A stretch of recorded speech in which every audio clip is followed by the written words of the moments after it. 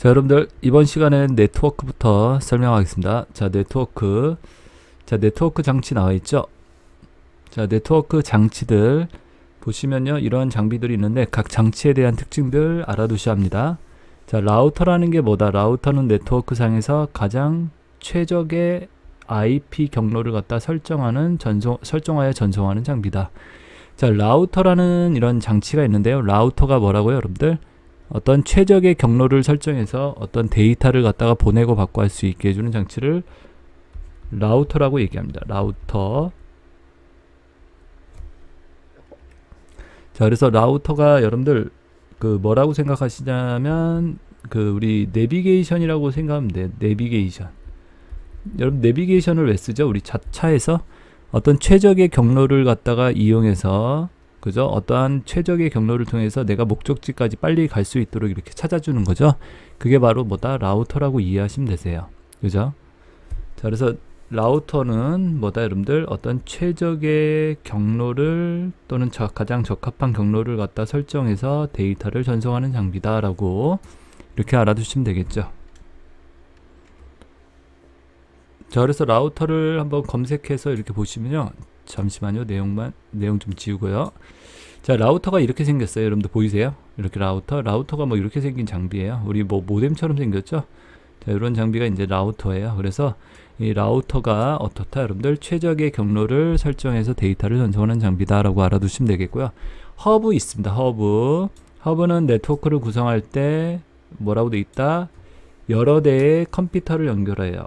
자, 여러 대의 컴퓨터를 연결하여 각 회선을 통합 관리하는 장비이다. 자, 허브를 갖다가 뭐 케이블 집선 장치다 이렇게 얘기를 합니다.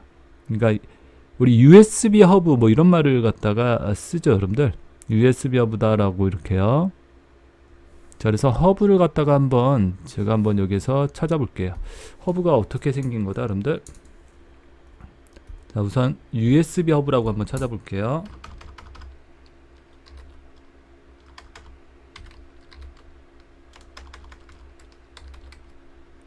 USB 허브라고 있죠. USB 허브. 자, 보세요, 여러분들. 이게 USB 허브. 여러분들 이런 것들 쓰시죠? 이렇게. 자, 내가 USB 이렇게 여러 개를 갖다 꽂을 수 있게 해주는 게 USB 허브예요. 보이시죠? 이렇게 USB 허브. 자, 그래서 허브라는 것은 여러분들 간단하게 말해서 인터넷선은 하나인데 내가 여러 개의 어떠한 컴퓨터를 갖다 연결하고자 할 때 그런 USB 허브를 사용해서 연결한다라고 얘기합니다. 자, 그래서 인터넷선은 이렇게 하나가 들어오고 있어요. 근데 내가 컴퓨터를 갖다 여러 대 연결을 하겠다. 우리 집에 세 대의 컴퓨터가 있는데 이렇게 세 대의 컴퓨터를 연결하겠다. 예를 들어서. 그런 게 바로 이제 USB 허브다. 아니, 허브다라고. 알겠죠? USB 허브는 USB를 여러 개 연결해 주는 거. 자, 그래서 여러 대의 컴퓨터를 연결할 수 있게 해준다. 그래서 통합 관리, 그러니까 회선을 갖다 여러 개를 통합 관리한다. 또는 집선 장치다라고 얘기해죠. 케이블 집선 장치다. 선이 한 곳으로 모이는 곳이다 라고 이런 뜻으로요. 자, 그래서 허브 이렇게 알아두시면 되겠고요. 자, 그리고 그 밑에 내용 한번 볼게요, 여러분들. 그 밑에 내용은 게이트웨이라고 나와 있습니다. 자, 게이트웨이는 뭐다? 다른 네트워크와의 데이터를 보내고 받기 위한 출입구 역할을 하는 장비다. 자, 게이트웨이는 뭐라고 얘기한다, 여러분들? 어떤 출입구의 역할을 한다라고 얘기를 합니다. 출입구의 역할을 하는 게, 그리고 다른 네트워크와의 데이터를 주고받고 보내고 받고 하는, 송수신하는 그런 역할을, 출입구를 하는 장비가 뭐다? 바로 게이트웨이. 여러분들이 우리 외국을 나간다. 예를 들어서 내가 외국에 나간다라고 했을 때, 외국에 나갈 때 공항에 가서 어디를 통과하죠? 이 게이트웨이라는 곳이 있죠. 게이트웨이. 우리 원래는 관문이란 뜻이죠. 여기를 통해서, 여러분들, 우리 여기를 통해서, 게이트웨이를 통해서 어떻게 되죠? 비행기 타고 외국으로 나가죠. 그러니까 이게 관문이에요. 그러니까 어떠한 다른 나라로 다른 네트워크를 연결할 수 있게 해주는 이러한 장비를 바로 뭐라고 그런다? 게이트웨이다. 그래서 어떤 다른 네트워크와 데이터를 주고받고 할 수 있게 해주는 그런 관문의 역할을 하는 게 뭐다? 게이트웨이다라고 이렇게 이해하시면 되겠죠. 자, 게이트웨이도 어떻게 생겼나 한번 여러분들 이렇게 찾아보시면 되겠죠. 자, 그래서 게이트웨이도 이렇게 찾아보면 이렇게 생긴 게 게이트웨이예요. 이렇게, 그죠? 이런 것들 뭐 이렇게 게이트웨이예요. 다르게 크게 다르게 생긴 건 아니라 이렇게 우리 모뎀처럼 생겼구나 라고 이렇게 이해하시면 되겠죠. 자, 그래서 게이트웨이는 이렇게 서로 다른 네트워크를 연결하는 장비다 라고 이렇게 이해하시면 되겠죠. 자, 그 다음에 DNS라고 되어 있습니다. 그 밑에 DNS.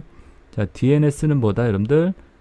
인터넷 도메인 네임을, 자, 도메인 네임을 뭘로 바꾼다? 숫자로 된 IP 주소로 바꿔주는 장비이다. 그걸 갖다 뭐라 그런다? DNS 서버다, DNS다 라고 얘기합니다. 도메인 네임을, 자, 여기 보시면 이제 도메인 네임이라고 있는데, 도메인 네임. 자, 도메인 네임은 뭐냐면 인터넷상에서 쓰는 문자 주소에 문자로 되어 있는 주소를 갖다 우리가 도메인 네임이라고 얘기합니다. 그러니까 www.naver.com 뭐 다음.net 이런 주소를 쓰죠. 이렇게 문자로 되어 있는 주소를 뭐라 그런다? 도메인 네임이라고 그래요. 자, 그런 도메인 네임을 이렇게 숫자로 된 주소로 바꿔준다. 201.196.3.1이다. 예를 들어서 그냥 이런 숫자로, 이 숫자로 되어 있는 주소를 뭐라 그런다? IP 주소라고 얘기를 합니다. IP 주소요. 그래서 원래 인터넷에 연결된 컴퓨터들은요, 다 IP 주소를 갖고 있다라고 얘기를 합니다. 원래 인터넷에 고유한 숫자 주소다. 사람으로 따지면요, 주민번호라고 이해하시면 됩니다. 우리나라 국민들 이렇게 주민번호가 있죠. 개개인마다. 그죠? 자, 그게 하나의 고유 숫자 주소죠, 여러분들. 한마디로. 그리고 그 사람에 대한 이름이 있고, 그러니까 이름이 도메인이라고 생각하면 되고 주민번호가 IP 주소라고 생각하면 됩니다. 그러니까 원래는 여러분들 인터넷에 연결된 컴퓨터들은 다 IP 주소를 통해서 뭐한다? 접속을 합니다. 근데 이 IP 주소를 외우기가 힘들겠죠, 여러분들. 우리 생각해 보세요. 이 개개인의 사람들마다 그 뭐를 갖다 여러분들 주민번호를 외운다고 생각하시면 외울 수 있겠습니까? 힘들겠죠. 그래서 이름을 갖다 만들면 쉽게 외울 수 있죠. 그래서 똑같은 개념으로 이름을 만들어 놓은 거다. 문자로도 된 주소를 만들어 놓은 거다. 그래서 이런 도메인을 갖다가 IP 주소로 변환하는 게 뭐다? DNS다라고 이렇게 알아두시면 되겠죠. 자, 그리고 여러분들, 자, 밑에 것 좀 지우고요. 깨끗하게 다시 한번 지우고, 자, 이제 밑에 네트워크 장치로 브릿지라고 나와 있는 거 보이실 거예요. 그죠? 브릿지라고 이렇게 나와 있는 거 보이시죠? 자, 브릿지에 대해서 설명을 드릴게요. 자, 브릿지는 뭐다? 이 브릿지라는 것은요, 뭐 다리겠죠. 다리. 두 개의 근거리 통신망, 랜이라고 얘기하는데요. 가까운 거리의 컴퓨터, 근거리라고 그러죠? 가까운 거리의 컴퓨터들을 서로 연결한 걸 뭐라고 그런다? 랜이라고 얘기합니다. 근거리 통신망. 두 개의 랜이나 이렇게 광역 통신망, 넓은 지역을 연결한 통신망, 광역 통신망을 상호 접속할 수 있도록 해주는 통신망 연결 장치다. 자, 그래서 두 개의 어떠한 랜을 연결하는 장비다. 이렇게 랜과 랜을 이렇게 연결하는 장비다라고 이렇게 이해하시면 되세요. 랜과 랜, 그게 이제 브릿지다라고 이렇게 이해하시면 될 것 같습니다. 자, 그래서 네트워크 장비들 이렇게 알아두십시오. 라우터, 최적의 이런 말 나오고, 또는 적합이라는 말을 쓰기도 합니다. 문제에서 가장 적합한, 적정한 뭐 이런 말을 써가지고 문제가 이렇게 나옵니다. 경로를 설정해서 데이터를 전송하는 장비가 뭐냐? 라우터. 허브는 뭐다 여러분들? 여러 개의 선을 갖다가 통합 관리한다. 하나의 인터넷선 갖다 여러 대의 컴퓨터를 갖다 연결한다. 지금은 무선 네트워크를 쓰기 때문에 이렇게 쓸 일은 별로 없습니다. 그죠? 무선으로 다 연결하기 때문에 게이트웨이, 서로 다른 네트워크를 주고받고 할 수 있게 해주는 장치다. 출입구의 역할을 한다. 얘를 통해서 서로 다른 네트워크를 연결한다. DNS, 도메인을 IP 주소로 변경시켜주는 컴퓨터다. 브릿지, 두 개의 랜을 서로 연결하는 상호 접속 연결 장치다. 이렇게 구분해서 알아두시면 되겠죠. 자, 네트워크 장비 이렇게 봤습니다. 네트워크 구성의 형태가 나와 있습니다. 그리고 자, 보시면 이제 네트워크 구성 형태 이렇게 나와 있죠. 자, 네트워크를 어떻게 구성하느냐에 따라서 이렇게 나눠 보는데요. 자, 보이시면 성형이 있습니다. 중앙 집중형 이렇게 생긴 게 성형이에요. 중앙에 컴퓨터가 있고 그 주위를 여러 대의 컴퓨터가 연결되어 있다. 이걸 갖다 성형, 중앙 집중형, 성형이다 그래서 스타형이라고 얘기도 합니다. 별성자 써가지고 스타형. 포인트 대 포인트 방식이다 라고 되어 있고요. 잠시만요, 여러분들. 좀 지울게요. 포인트 대 포인트 방식 1대1로 이렇게 서로 연결되어 있다. 중앙의 컴퓨터를 이용하여 데이터 교환이나 단말장치 추가 제거가 쉽다. 단말장치 추가 제거가 쉽고요. 단말장치 하나가 고장나도 타 장치에 영향을 주지는 않는다. 여기 뭐 고장난다고 해서 타 장치에 영향을 주지는 않겠죠. 중앙컴 고장 시 전체 통신망이 기능 정지가 될 수 있다라는 거, 이러한 특징을 갖는 게 이제 중앙 집중식이고요. 링형 나와 있죠. 링형은 루프형이라고 얘기합니다. 서로 이웃하는 컴끼리 뭐다? 포인트 대 포인트 방식으로 연결되어 있는 거. 서로 이웃하는 컴퓨터끼리 연결되어 있는 방식. 전송 지연이 발생할 수 있고요. 단방향, 양방향 전송이 가능하다. 한쪽 방향으로만 또는 양쪽 방향으로 데이터를 전송할 수 있다는 얘기죠. 자, 단방향의 경우 어느 하나가 고장나면, 예를 들어서 요 단방향, 요쪽으로만 데이터를 이렇게 보낸다. 근데 여기가 고장났어요. 연결이 끊겼어요. 전송이 안 되겠죠. 전체 네트워크에 영향을 미칠 수 있겠죠. 그게 이제 링형, 루프형에 대한 설명이다라고 볼 수 있겠죠. 자, 그 다음에 밑에 보시면 이제 이게 버스형이 나와 있습니다. 이게 버스형이에요. 버스형. 하나의 선에, 하나의 통신회선에 여러 개의 장치가 연결되어 있는 그러한 방식을 바로 버스형이다라고 얘기합니다. 단말장치의 추가 및 제거가 용이하고, 추가 제거가 용이하고, 통신회선 길이의 제한이 있다. 이렇게 버스형은 시험에 잘 나오는 말은 이 통신회선의 길이의 제한이 있다. 여기에서부터 여기까지 이렇게 길이의 제한이 있는 것이다 라고 알아두시면 되겠습니다. 자, 이제 그 밑에 거 볼게요. 계층형이라고 했죠. 이렇게 나뭇가지처럼 이렇게 되어 있는 트리 구조라고 얘기를 해요. 우리가 트리 구조다라고요. 나뭇가지 구조, 트리 구조. 트리. 자, 그래서 계층형, 분산형이라고 또한 말을 하기도 하죠. 계층형, 분산형, 분산 처리 시스템에 사용되는 형태다. 이렇게 여러 대의 컴퓨터로 뭐다? 나눠서 작업 처리를 한다는 거죠. 그래서 분산 처리 형식에 적합하다. 자, 그리고 여기 보시면 이제 망형이 나와 있습니다. 밑에 보시면 이제 망형 나와 있죠. 망. 이 그물망자를 써서 이렇게 그물처럼 서로 다 연결돼 있다. 컴퓨터들이. 자, 그래서 이런 걸 망형이라고 얘기하죠. 망형. 자, 노드의 연결성이 높다. 서로 컴퓨터들을 갖다가 연결한 연결성이 높다. 노드가 네트워크에 연결되어 있는, 통신망에 연결되어 있는 컴퓨터라고 이해하시면 되고요. 그래서 노드의 연결성이 높다. 모든 노드들이 다 연결되어 있는 형태. 많은 단말장치로부터 많은 양의 통신을 필요로 하는 경우에 유리하다. 그죠? 많은 어떤 단말장치를 연결해서 많은 양의 통신. 단말장치 컴퓨터라고 생각하면 돼요. 그냥 간단하게 이해하세요. 자, 그리고 망형은 공중 데이터 통신망에서 사용된다. 공중 데이터 통신망이라고 나와 있는데요. 공중 데이터 통신망. 그보다 여러 사람이 쓰는 통신망. 여기 좀 공중전화 뭐 이런 말 쓰죠. 지금은 공중전화가 없지만요. 여러 사람이 이렇게 쓸 수 있는 공중전화 같은 것들을 얘기하는 공중 데이터 통신망. 여러 사람을 연결해서 쓸 수 있는 이런 공중망의 망형이 쓰인다. 통신회선의 총 길이가 가장 길다. 그렇겠죠, 여러분들. 그리고 통신회선 중에 다른 경로 통하여 데이터 전송이 가능하다. 자, 이런 것들이 바로 뭐다? 망형에 대한 특징이다라고요. 자, 여기까지 해서 이렇게 네트워크의 구성 형태에 대해서 알아봤고요. 자, 그 다음에 이제 그 밑에 내용 보겠습니다. 자, 그리고 여러분들 이제 TCP/IP라고 나와 있습니다. 인터넷 표준 프로토콜이다라고 얘기를 합니다. TCP/IP 외워두세요. 인터넷 표준 프로토콜. 자, 그리고 프로토콜이란 용어가 나왔는데요. 프로토콜이 뭐다, 여러분들? 통신 규약이라고 얘기를 해요. 통신 규약, 통신하기 위한 규칙과 약속을 갖다 뭐라 그런다? 프로토콜이다.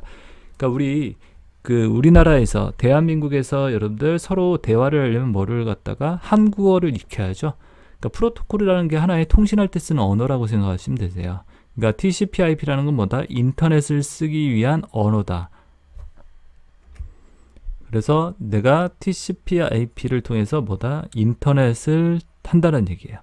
그러니까 전 세계 컴퓨터들이 이렇게 TCP/IP가 깔려 있어요, 한마디로. 그래서 우리가 쓰는 윈도우를 설치하면요, TCP/IP 이렇게 운영체제를 설치하면 TCP/IP가 설치가 됩니다. 이게 있기 때문에 네트워크를 한다, 인터넷을 한다라고 생각하시면 되세요. 그래서 프로토콜은 통신규약, 통신할 때 쓰이는 규칙과 약속. 그래서 전 세계적으로 어떤 규약이 있겠죠. 빨간불이면 정지고 파란불이면 가라라고 이렇게요. 그런 게 이제 규약이죠. 자, 그래서 TCP/IP 인터넷 표준 프로토콜. 자, 그리고 구성 요소 이렇게 나와 있어요. TCP하고 IP로 되어 있겠죠. TCP는 두 종단 간 연결 설정 후 데이터를 무슨 단위로? 패킷 단위로 교환하게 된다. 자, 이 TCP가 여러분들 데이터를 갖다 패킷 단위로 교환하게 된다. 이 TCP가의 역할이 이렇게 패킷 단위로 뭐한다? 교환을 해준다. 두 종단 간, 두 컴퓨터 간을 연결시켜서 또는 패킷 단위로 뭐한다? 데이터를 쪼개는 역할을 한다고 그래요. 패킷이 뭐냐면 데이터를 갖다 이렇게 데이터가 있으면 그 데이터를 일정한 크기로 쪼개는데 이걸 갖다 뭐라 그런다? 패킷이라고 얘기해요. 패킷. 그러니까 생각해 보세요. 내가 100kg짜리를 갖다가 한 번에 들을 수는 없겠죠. 근데 10kg짜리를 갖다가 이렇게 10번을 나눠서 들을 수는 있겠죠.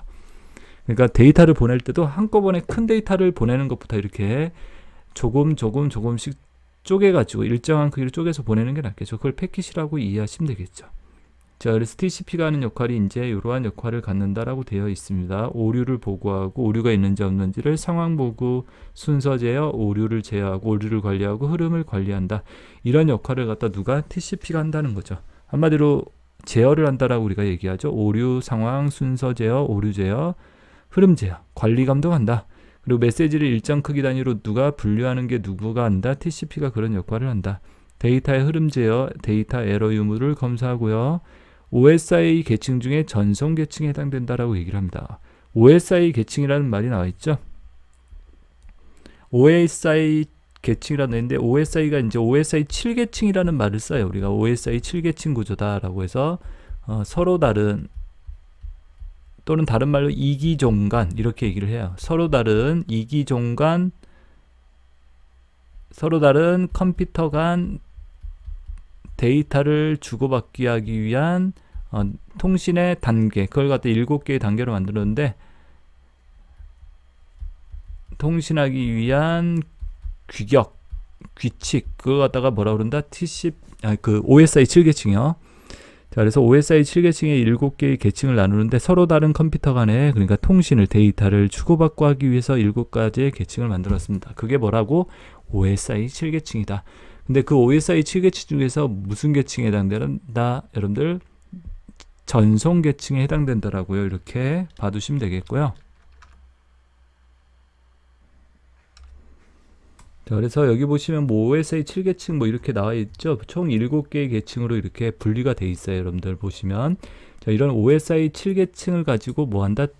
그 네트워크, 통신을 하기 위한 7개의 단계를 만들어 놓은 건데 그걸 OSI 7계층. 옛날에는 뭐 문제가 좀 자주 나오고 그랬는데 요즘은 그렇게 나오는 편이 아니니까 이런 게 있다라고만 알아두세요. 그리고 거기에서 전송 계층, 어떤 전송과 관련된 역할을 한다. 그래서 TCP는 OSI 7계층에서 전송 계층에 들어간다.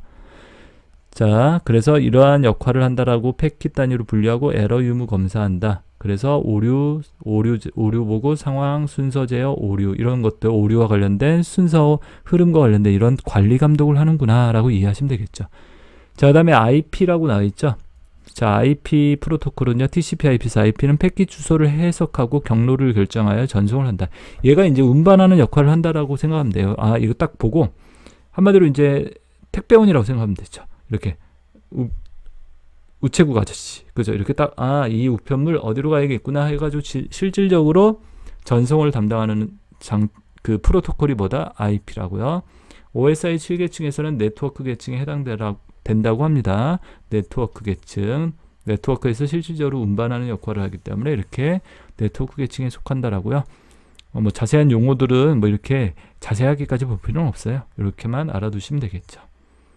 자, 그리고 TCP를 하기 위해서는요, 여러분들 구성 요소, TCP, 인터넷을 하려면 이렇게 4가지가 있어야 한다는 거, 이것도 좀 봐두세요. 이것도 외워두세요. 자, 그래서 TCP, IP의 구성 요소, TCP, IP를 구성하는 4개가 있는데 외워두세요. 그러니까 이게 있어야지만 뭐다? 인터넷을 한다는 뜻이에요. IP 주소가 있어야 한다. IP 주소. 그래서 인터넷에 연결된 컴퓨터의 숫자 주소가 있어야 한다. 한마디로 주민등록 번호가 있어야 한다는 거죠. 우리 대한민국 국민이면 주민번호가 있죠. 그런 것처럼 IP 주소가 있어야 한다. 자, 인터넷에 연결된 컴퓨터의 숫자 주소, 그리고 IP 주소는 2가지로 나눕니다. IP 버전 4, 32비트짜리라고 해서 우리 현재 사용하고 있는 IP 주소예요. 그래서 예를 들어서 192.211.12.1 이렇게 여기 컴마로 되어 있는데 컴마 아니에요. 잘못 찍었네요. 제가 여기 점이에요. 점으로 구성되어 있어요. 이렇게 점으로 이렇게 4등분으로 되어 있습니다. 4개의 주소 부분으로 되어 있고 8비트씩, 그러니까 48에 32, 32비트를 사용한다는 얘기죠. 자, 그래서 0부터 255까지 숫자가 들어갈 수 있어요. 이 부분에. 그래서 10진수로 이렇게 표현이 된다. 자, 그래서 32비트짜리 주소라고 얘기합니다. 여기 적혀 있죠. 자, 현재 사용하고 있는 IP 주소고 그냥 현재 사용하고 있는 IP 주소가 얘구나 라고 이렇게 기억하시면 될 것 같고요. 그 밑에 이제 시험 문제가 나오면 항상 얘를 물어봐요. IP 주소는요. IP 버전 6, 얘는 몇 비트짜리? 128비트짜리예요. IP 버전 4가 32비트짜리인데요. 이게 우리 핸드폰으로 따지면요, 4G에 해당된다라고 생각하면 돼요. 그러니까 앞으로 사용될 게 뭐죠, 여러분들? 차세대 우리 인터넷 핸드폰 같은 데 쓰이는 게 5G죠. 그래서 차세대 그 인터넷 주소가 바로 IP 버전 6, 128비트 차세대에 사용할 거고 16진수로 콜론으로 구분되어 있다. 그래서 보안과 안정성 등이 향상되어 있다. 그러니까 모든 면에서 안전성이 좋고 보안도 속도도 빠르고 다 좋은 거예요. 그렇게 생각하시면 되세요. 이게 이제 우리 핸드폰으로 따지면 지금 쓰는 5G다라고 이해하시면 되겠죠. 5G. 5G가 그렇게 좋은지는 모르는데 이렇게 좋은 거죠, 이론상. 4G에는. 자, 보안과 안전성 향상, IP 버전 4와 호환성이 가능하다. 그래서 16진수로 돼 있다라고 얘기합니다. 뭐 A5 땡땡 이렇게 콜론으로 23 땡땡 이런 식으로 표현을 한다라고 그래요. 자, 그래서 이렇게 구성이 돼 있고요. 자, 그 다음에 두 번째로 또 인터넷을 하려면요. 자, 첫 번째로 IP 주소 있어야겠고 두 번째로 서브넷 마스크라는 게 있어야 합니다. 자, 서브넷 마스크는요. 간단하게 얘기해서 어떤 네트워크를 갖다 구분할 때 쓰는 뭐다? 주소라고 그래요. 네트워크를 갖다 뭐 한다? 구분할 때. 자, 그래서 뭐 이렇게 구성이 돼 있어요. 255.255.255.255.0이다. 이렇게. 이거는 뭐 C 클래스다. 소형 네트워크다. 뭐 개인이 쓰는 네트워크다. 그 다음에 255.255.255.0.0이다. 그럼 B 클래스 중형에서 쓰는 뭐다? 네트워크다. 뭐 이렇게 구분을 시킨다 그래요. 그러니까 우리가 초등학생이냐 중학생이냐 고등학생이냐 뭐 이렇게 구분하듯이 이러한 서브넷 마스크를 통해서 이렇게 네트워크의 크기를 갖다 구분을 한다라고 합니다. 이게 이제 서브넷 마스크라는 걸 이용한다라고 뭐 자세한 거 볼 필요는 없어요, 여러분들. 아, 이런 게 있구나라고요. 그 다음에 세 번째 게이트웨이가 있어야 한다라고 되어 있습니다. 세 번째 뭐가 있어야 한다? 게이트웨이. 자, 게이트웨이가 뭐라고 그랬죠? 여러분들 게이트웨이 서로 다른 네트워크를 연결하기 위해서 쓰이는 관문과 같은 역할을 하는 컴퓨터다. 얘를 통해서 왜 서로 다른 네트워크를 연결한다라고 하죠? 내가 우리나라에서 저 미국으로 간다. 그러면 뭐를 통해서? 게이트웨이를 통해서. 자, 그래서 게이트웨이가 있어야지 서로 다른 네트워크를 연결할 수 있겠죠. 네 번째로는 DNS 서버 주소가 있어야 한다. DNS 서버는 뭐죠? DNS는요. 도메인을 IP 주소로 바꿔주는 거. 그래서 요 네 가지가 뭐가 TCP/IP의 구성이다라고 외워두세요. IP 주소, 서브넷 마스크, 게이트웨이, DNS 서버 주소다라고요. 자, 그래서 여기까지 이렇게 설명을 드렸고요. 그 다음에 그 밑에 네트워크 명령이라고 되어 있습니다. 네트워크 명령 나와 있죠. 자, 네트워크 명령을 보시면 네트워크 명령은 세 가지가 나와 있습니다. ping, PING 해서 ping은 컴퓨터에 신호를 보내서 연결 상태를 점검하는 명령이다. 자, 어떤 컴퓨터한테 신호를 보내는 거예요. A라는 컴퓨터가 B라는 컴퓨터한테 신호를 보내요. 신호를 보내가지고 신호가 되돌아오는지를 확인하는 거예요. 신호를 보냈는데 이렇게 되돌아온다. 그럼 뭐죠? 연결이 되어 있다라고 확인을 하는 거죠. 그죠? 연결이. 근데 신호를 보냈는데 되돌아오지 않아요. 그럼 뭐다? 연결이 안 돼 있는 거겠죠. 자, 그래서 어떤 연결 상태를 점검한다라고 이렇게 이해하시면 되겠죠. 연결 상태. 자, 그리고 접속 IP 주소나 전송 신호 손실률, 응답 시간 같은 게 표시가 된다. 이 핑을 통해서 접속되는 IP 주소가 나온다 그래요. 그리고 전송 신호 손실률. 내가 100개를 보냈는데 뭐 70개가 왔다. 그러면 어떻게 되죠, 여러분들? 손실률이 30%겠죠. 그런 것들. 응답 시간 같은 거 얼마 몇 초 만에 응답을 했다. 그런 것들이 표시된다라고 하고요. 자, 그래서 핑이 있고요. 자, 여러분들 여기 이렇게 보시면 뭐 이렇게 도스 창이 있죠. 제가 여기서 이제 핑 뭐 이렇게 예를 들어서 다음 점 www 다음 점 넷이다 이렇게. 그럼 보이세요? 이렇게 뭐 211점 여기 보이시죠? 이렇게 이제 그 다음 점 넷에 대한 IP 주소가 나오고 데이터를 보냈는데 뭐 이렇게 만료가 되었다 이렇게 나오죠. 이 핑이라는 명령을 통해서 이렇게 연결 상태를 점검한다라고 얘기를 합니다. 자, 그리고 IP config라고 되어 있죠. IP config 현재 컴퓨터의 정보를 갖다가 네트워크 정보를 표시한다. 그게 뭐라고요, 여러분들? IP config. 현재 컴퓨터의 네트워크, 자, 네트워크의 정보를 표시하는 게 IP 컨피그. 그래서 물리적 주소, 맥 주소라고 해서 우리 어떠한 그 제품이 있으면 여러분들 그 제품에 대한 기계 일련 번호가 있죠. 뭐 삼성 세탁기다. 그럼 삼성 세탁기인데 그 세탁기 제품마다 고유의 일련 번호 있잖아요. 그런 게 맥 주소라고 생각하면 돼요. IP 주소, 서브넷 마스크, 게이트웨이 등 이렇게 네트워크 정보를 표시하는 명령이 뭐다 여러분들? IP 컨피그다라고 알아두시면 됩니다. 자, 그래서 IP 컨피그, 자, 아까 핑이라는 명령어 써봤죠? 보낸고 받고 손실률 100%다. 그죠? 뭐 이렇게 나와 있죠? 자, 여기서 IP 컨피그라고 제가 한번 써볼게요. IP 컨피그. 그러면 이렇게 네트워크 이런 정보들이 보여져요. 여러분들 보이세요? 이렇게 뭐 이런 것들 잘 알지는 못하지만 이런 것들이 나오죠. 기본 게이트웨이, 서브넷 마스크, IP 주소 이렇게 해가지고 IP 버전 6주소 뭐 이렇게 보이시죠? 이렇게 나오는 거. 자, 이런 것들이 이렇게 표시가 됩니다. 자, 그래서 IP 컨피그 네트워크의 내 컴퓨터의 현재 컴퓨터의 네트워크 정보를 표시한다. 자, 그리고 이제 보시면 그 밑에 이제 트레이서트라고 나와 있죠. 트레이서트는 네트워크에 뭐를 갖다가 연결되어 있는 컴퓨터의 경로를 추적한다. 내가 어떠한 컴퓨터 연결하고자 하는데 그 컴퓨터의 연결 경로를 내가 예를 들어서 구글을 접속한다. 근데 구글을 접속하기 위해서 어디를 갖다가 거치는지 그런 경로를 추적할 때 쓰는 명령이 뭐다? 트레이서트라고 이렇게 알아두시면 됩니다. 경로 추적. 네트워크 정보 표시, 경로 추적, 연결 상태 점검. 핑, IP 컨피그 트레이서트. 이렇게 외워두시면 되겠죠. 자, 네트워크 명령어 이렇게 세 가지 알아봤고요. 자, 그 다음에 보시면 이제 정보 보안을 갖다가 위협하는 유형이라고 나와 있죠. 자, 정보의 보안을 위협하는 유형들, 보안을 위협하는 유형이다. 가로막기가 있어요. 가로막기는 데이터의 전달을 가로막아 수신자 측으로부터 정보가 전달되는 행위를 방해하는 것이다. 그게 뭐라? 가로막기다. 자, 가로막기라는 것은 뭐다 여러분들? 이렇게 정보가 전달되는 걸 방해한다는 거죠. 이렇게 정보가 이렇게 A에서 B로 전달되는 걸 이렇게 막는다는 거예요. 가로막기. 그죠? 말 그대로 방해한다. 정보가 전달되는 걸 방해하는 행위. 알겠죠?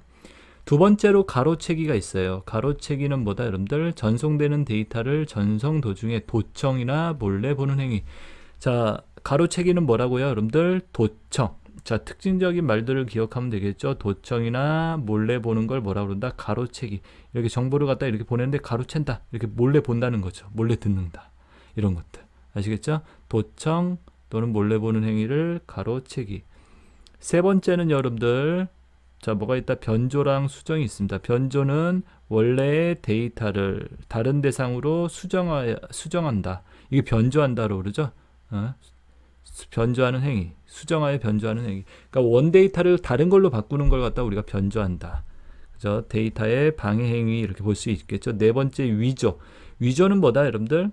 다른 송신자로부터 데이터가 송신된 것처럼 꾸미는 거. 거짓으로 꾸민다는 거예요. 보내지도 않았는데 보낸 것처럼. 알겠죠? 그게 뭐라? 위조한다. 위조. 알겠죠? 위조. 거짓으로 꾸미는 행위. 자, 그래서 우리가 정보를 갖다가 보안을 위협하는 네 가지의 유형이 있습니다. 구분해 주세요. 가로막기, 방해한다, 전달되는 거. 그죠? 가로채기, 도청 또는 여러분들 도청이나 몰래 보는 행위. 변조는 원 데이터를 다른 데이터로 바꾸는 거. 위조는 보낸 것처럼 꾸미는 거. 자, 이렇게 구분해서 알아두시면 되겠죠. 자, 그 다음에 그 밑에 내용들 이렇게 보겠습니다. 그 밑에 내용들. 자, 내용 좀 지울게요. 여러분들 이렇게 이 부분 지저분해서 내용 좀 지우고. 자, 바이러스 관련된 부분 나와 있습니다. 바이러스 관련 이렇게 돼 있죠. 자, 바이러스와 관련된 내용들 이 부분도 시험에 잘 나오는 부분이니까 용어들 꼭 정리해서 알아두시고. 자, 스니핑. 자, 스니핑은 패킷이 뭐라고 그랬죠? 데이터예요. 한마디로 인터넷상에서 주고받고 하는 데이터. 이 패킷을 엿보면서 계정과 계정 아이디죠. 패스워드를 갖다 알아낸다. 자, 스니핑은 뭐라고요? 여러분들 계정과 패스워드를 갖다 알아내는 행위를 우리가 스니핑이라고 얘기합니다. 알겠죠? 스푸핑, 스니핑 헷갈릴 수 있습니다. 스니핑 계정과 패스워드 알아내는 거. 알겠죠? 스니핑 계정 패스워드 알아내는 거. 스푸핑은요, 정상적으로 실행되는 것처럼 속임수를 사용하는 기법이다. 자, 스푸핑이 뭐다고요? 속임수를 사용하는, 정상적으로 실행되는 거죠. 사용이 안 되고 있는데 마치 정상적으로 되고 있는 것처럼 이렇게 속이는 걸 갖다가 우리가 스푸핑. 페이퍼 컴퍼니, 진짜 회사가 없는데 회사가 있는 것처럼, 그죠? 속이는 거, 스푸핑. 자, 이렇게 알아두시고, 파밍, 피싱이라고 얘기도 하죠. 자, 가짜 웹사이트에 접속하여 개인의 정보를 훔치는 거. 이게 사이트에 가짜 웹사이트를 만들면 거기에 접속하게 해가지고요, 어떤 정보를 빼내는 걸 뭐라고 그런다? 파밍 또는 피싱이라고 얘기합니다. 자, 파밍, 피싱. 알겠죠? 피싱, 낚시질 한다. 개인을 유도해서 낚시를 이렇게 한다는 거죠. 정보를 빼내는 거예요. 자, 그 다음에 디도스 공격은요. 디도스는 데이터를 범람시켜 시스템의 성능 저하를, 그러니까 마비시키는 행위를 갖다가 뭐라 그런다? 디도스라고 얘기합니다. 디도스 공격. 자, 그래서 하나의 컴퓨터가 있는데, 서버가 있는데 그 서버에 동시에 여러 개의 데이터를 보냄으로써 뭐 한다? 여러분들, 이 컴퓨터가 마비되게 하는 거예요. 한 번에 뭐 100기가짜리 메일을 갖다 여러 군데서 이렇게 100군데서 뭐 수십 군데에서 이렇게 동시에 보내면 어떻게 되죠? 이 컴퓨터가 마비가 되겠죠. 이런 것들이 이제 분산 서비스 공격이다라고. 알겠죠? 그래서 마비가 되게 하는 거. 그 다음에 웜이라고 있죠. 웜은 자기 스스로 복제하여 컴퓨터 공간을 갖다가 부족하게 하여 작동을 마비시키는 행위를 웜이라고 얘기합니다. 그래서 웜은 이제 계속 자기 자신을 복제를 시키겠죠. 자기 자신을 이렇게 복제시키다 보면 어떻게 돼요? 컴퓨터 공간이 부족하게 되겠죠. 그러면 컴퓨터 공간이 부족하면 컴퓨터가 다운이 됩니다. 알겠죠? 그러한 바이러스를 웜이라고 얘기합니다. 자, 그 다음에 보시면 이제 키 로고가 있고요. 키 로고는 키 입력 시 아이디나 암호 등을, 여기 암호예요. 잘못 썼네요. 제가 오타가 났네요. 암호 등의 개인 정보를 알아내는 거를 갖다 뭐라고 한다? 키 로고라고 얘기합니다. 그래서 키 입력 시 암호나 아이디나 암호 같은 걸 이렇게 빼내는 얘기. 그러니까 이쪽에서 컴퓨터에서 내가 이제 아이디나 패스워드 같은 거 입력하면 상대방 컴퓨터에서 이렇게 보이는 거예요. 이렇게 아이디나 패스워드가, 문자들이, 이런 것들을 갖다 키 로고라고 얘기합니다. 자, 그래서 바이러스 관련된 내용들, 용어들 이렇게 알아두시고요. 스니핑, 계정과 패스워드를 알아내는 거, 스푸핑, 정상적으로 실행되는 것처럼 속임수를 사용하는 거, 스푸핑. 파밍, 피싱은요, 웹사이트에 접속해서, 가짜 웹사이트에 접속해서 개인정보를 훔치는 거. 디도스는요, 데이터를 범람시켜 시스템의 성능을 갖다가 저하시키는 거, 마비시키는 거. 여러 군데에서 동시에 데이터를 보냄으로써.